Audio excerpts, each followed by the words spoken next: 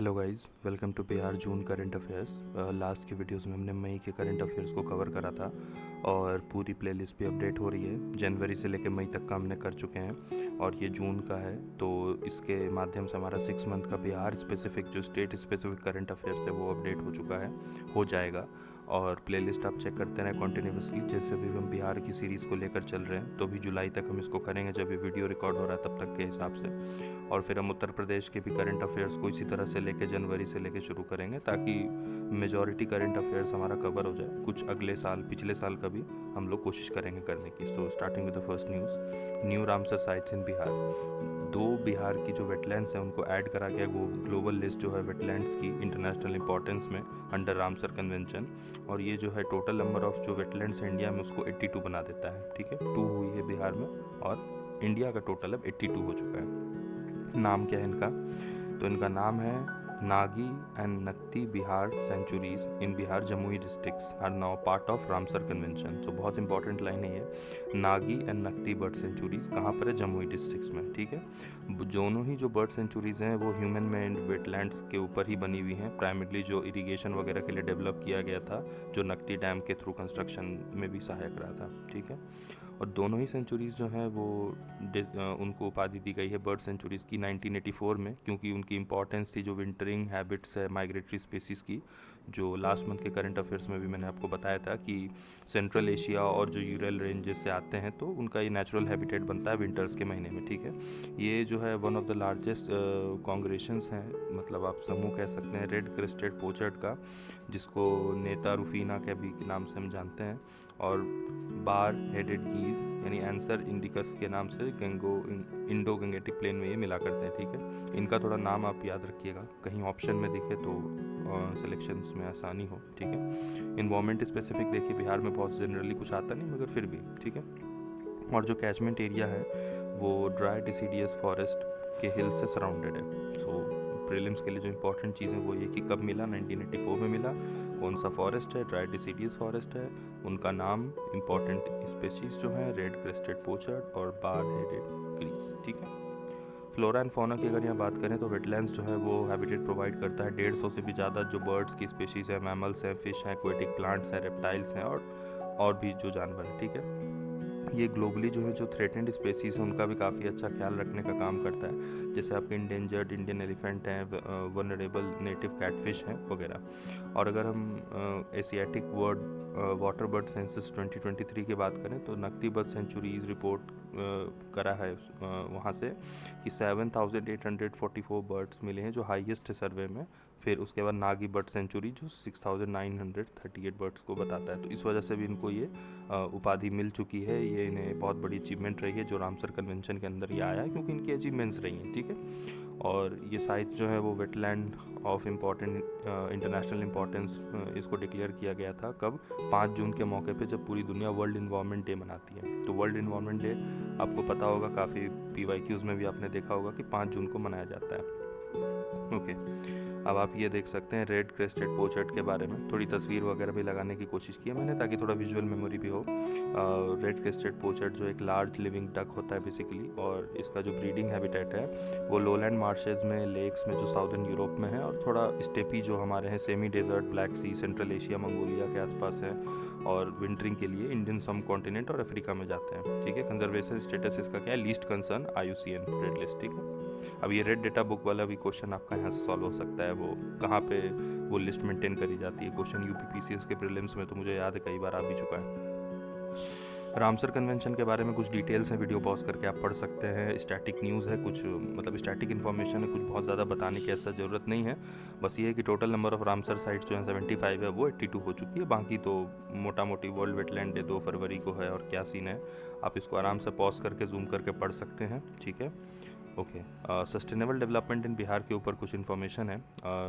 कुछ एक रिपोर्ट आई है Tata Cornell institute of agriculture and nutrition की, कॉर्नेल यूनिवर्सिटी। तो उसके हिसाब से क्या है कि बिहार जो है बहुत अच्छा प्रोग्रेस कर सकता है सस्टेनेबल डेवलपमेंट में। कुछ इंफॉर्मेटिव स्टेप्स हैं ट्रांसफॉर्मेटिव टेक्नोलॉजीज़ के मदद से एग्रीकल्चरल सेक्टर में, जिसका अगर उन्होंने अच्छे से इम्प्लीमेंटेशन करा ग्राउंड लेवल पे तो इसको अचीव करा जा सकता है। इसमें बताया गया है कि बिहार की जो पोटेंशियल है वो रिड्यूस कर सकते हैं ग्रीन हाउस गैसेस को उनकी इमिशंस को एसोसिएटेड जो हैं आपके राइस और लाइफ स्टॉक पॉपुलेशन और इनके हिसाब से जो इनका रिसर्च रहा है उसके हिसाब से बिहार जो है वो इमिशन को 9.4 से 11.2 मेट्रिक टन तक हर ईयर जो है वो कम कर सकता है इस माध्यम को अडॉप्ट करके। आप सोच रहे होंगे ये बिहार के स्पेसिफिक इतनी न्यूज़ क्यों आ रही है, क्योंकि आप अगर करंट अफेयर्स की हमारी प्लेलिस्ट फॉलो कर रहे हैं आपको पता होगा कि पिछले महीने की जो हमारी न्यूज़ थी उसमें ये बताया गया था कि Begusarai district one of the most populated नहीं पॉल्यूटेड आपका शहर बन चुका है, एक प्रकार से अर्बन सिटीज़ के तरह अगर हम काउंट करें वर्ल्ड वाइड पॉल्यूशन के मामले में, ठीक है। सो उस वजह से जो उसका रिपल इफेक्ट है वो कई जगह आपको देखने मिल रहा है। रामसर कन्वेंशन हो गए, वेटलैंड्स हो गए, इनका निर्माण हो रहा है, कुछ पुराने हैं उनका ख्याल रखा जा रहा है, तो ये एक कारण है, ठीक है। जो पैडी कल्टीवेशन के अंदर ड्राइंग होती है, एडवांस आर्टिफिशियल कैटल ब्रीडिंग होती है और भी जो क्या कहते हैं फीड सप्लीमेंट्स होते हैं लाइफ स्टॉक सेक्टर में, उसके रिगार्डिंग ये सारी चीज़ों के बारे में बताया गया है। ऑल्टरनेट वेटिंग और ड्राइंग को यूज़ करने को कहा गया, एडवांस ब्रीडिंग टेक्निक्स का यूज़ लेने के लिए कहा गया, जो बिहार को मदद करेगा एग्रीकल्चरल इमिशन में बिना उनकी प्रोडक्टिविटी को डैमेज किए हुए, ताकि वो इन इमिशंस को लो कर सकें। और जो बिहार का साउथ वेस्ट और नॉर्थ वेस्ट जोन है उनमें सबसे हाईएस्ट पोटेंशियल है मिटिगेशन लेवल के रिगार्डिंग, ये भी एक चीज़ आई है, ठीक है। और ये कुछ एक्स्ट्रा इन्फॉर्मेशन है कि बिहार के जो हैं वो 4 एग्रो क्लाइमेटिक जोन्स हैं।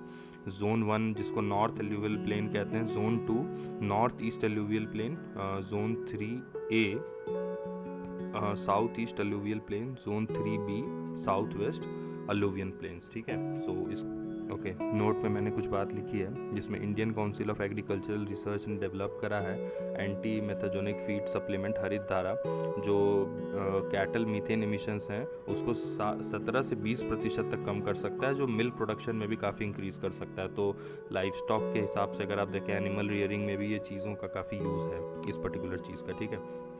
अब हम बात करते हैं special category status for Bihar. ये काफ़ी इंपॉर्टेंट चीज़ है और मेंस में एक डिटेल आपको आंसर लिखने मिल सकता है 70th बीपीएससी के मेंस में, और प्रीलिम्स में भी ठीक है, मगर कुछ क्राइटेरियाज़ की बात करेंगे, क्या बिहार के लिए स्पेशल ग्रांट्स रहा है, वो डेटा इंपॉर्टेंट हो जाएगा प्रीलिम्स के लिए, और मेंस के लिए भी इसमें क्या इंपॉर्टेंट हो सकता है, ठीक है, वो देखते हैं हम। ये जो स्टेटस है वो इंक्रीज़ करेगा टैक्स रेवेन्यू में बिहार के तरफ जो वो रिसीव करते हैं सेंटर की तरफ से। और बहुत जो बड़ा कंसर्न है बिहार का वो है लो पर कैपिटा इनकम, जो 60,000 रुपये के आसपास है, जो लोएस्ट है हमारे, ओके।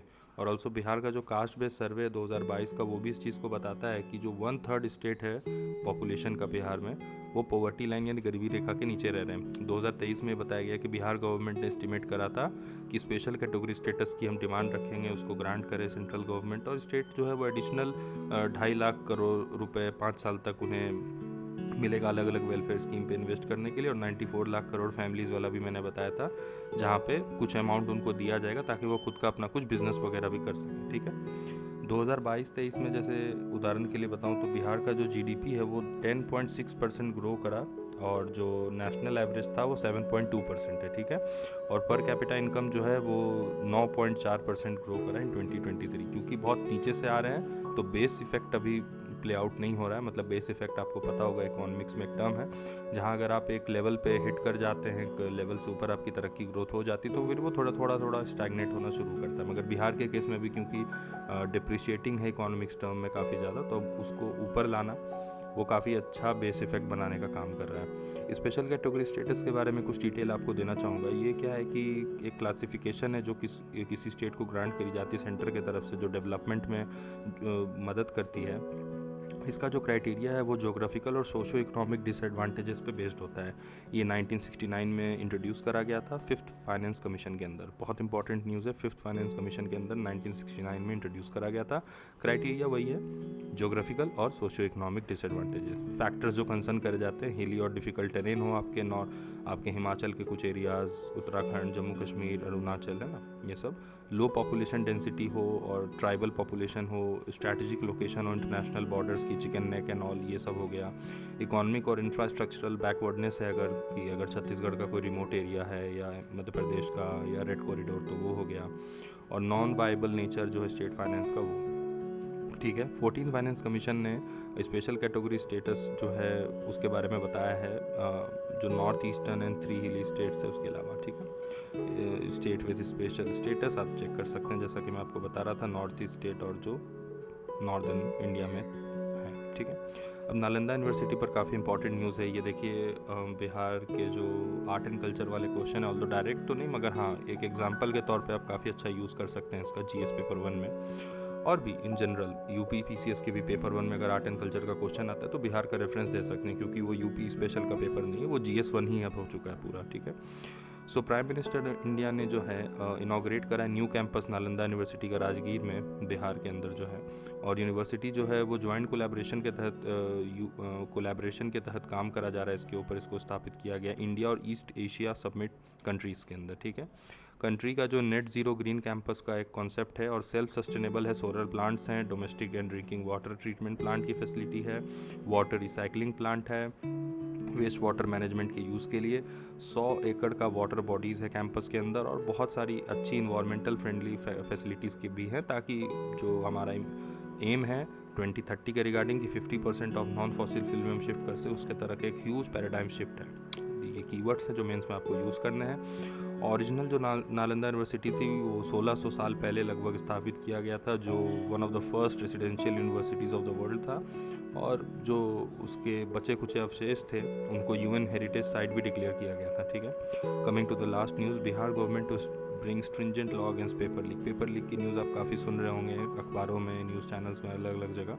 तो वहाँ पर इस चीज़ का मुद्दा उठाते हुए एक एक्ट लाया गया है, और जो न्यू लॉ है वो पास करा जाएगा जो मानसून सेशन अभी होने वाला है स्टेट लेजिस्लेचर में बिहार के। और सेंट्रल गवर्नमेंट ने इस पर हालांकि ऑलरेडी नोटिफाइड कर दिया पब्लिक एग्जामिनेशंस में prevention of unfair means act 2024, जिसने प्रिवेंट करने की एक बहुत बड़ी वाटरशेड मूवमेंट आप कह सकते हैं उठाया है, unfair means in public examination और कॉमन एंट्रेंस जो होते हैं ऑल ओवर कंट्री, ठीक है।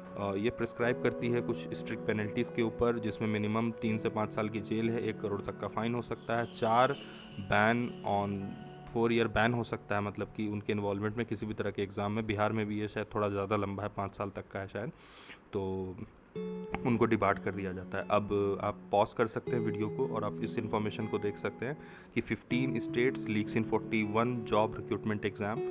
और ये इंडिया का मैप आप देखिए डेफिनेटली बना सकते हैं। इतना कंसाइज प्रिसाइज आपको डिटेल नहीं भरनी है, मोटा मोटी जिस स्टेट में ज़्यादा है कम है उसके बारे में आपको बात करनी है, ठीक है। 2-4 राज्य का आप लिख सकते हैं, मगर इंडिया का अगर आप मैप बना के ऊपर में ये लिख देंगे 15 states and leaks in 41 job recruitment exam, तो ये बहुत अच्छा वैल्यू एडिशन होगा आपके मेंस के एग्ज़ाम में। मैंने इस वजह से इस मैप को यहाँ पे लगाया, ताकि अगर इस बारे में अगर इथिक्स के पेपर में यूपी पीसीएस में कुछ आता है तो वहाँ तो ये डेफिनेटली मैप बन सकता है। मतलब इथिक्स के पेपर में इंडिया का मैप कितना अलग कॉन्सेप्ट होगा, मगर यही यूएसपी है इस चैनल की कि हम अलग आइडियाज़ पे काम करते हैं। कटे पिटे चीज़ें जो अब नहीं चला करती हैं वो पुरानी बातें हो गई, ठीक है। कुछ नई चीज़ें हैं तो फ्री में अगर ये पेड कंटेंट आपको दिया जा रहा है तो आई होप आप इसे लाइक करेंगे, अपने दोस्तों में शेयर करेंगे, कमेंट करके बता सकते हैं कि आपको कंटेंट की क्वालिटी कैसी लग रही है, कुछ फीडबैक अगर आपका इम्प्रूवमेंट के रिगार्डिंग या जो भी इन जनरल आप कहना चाहते हैं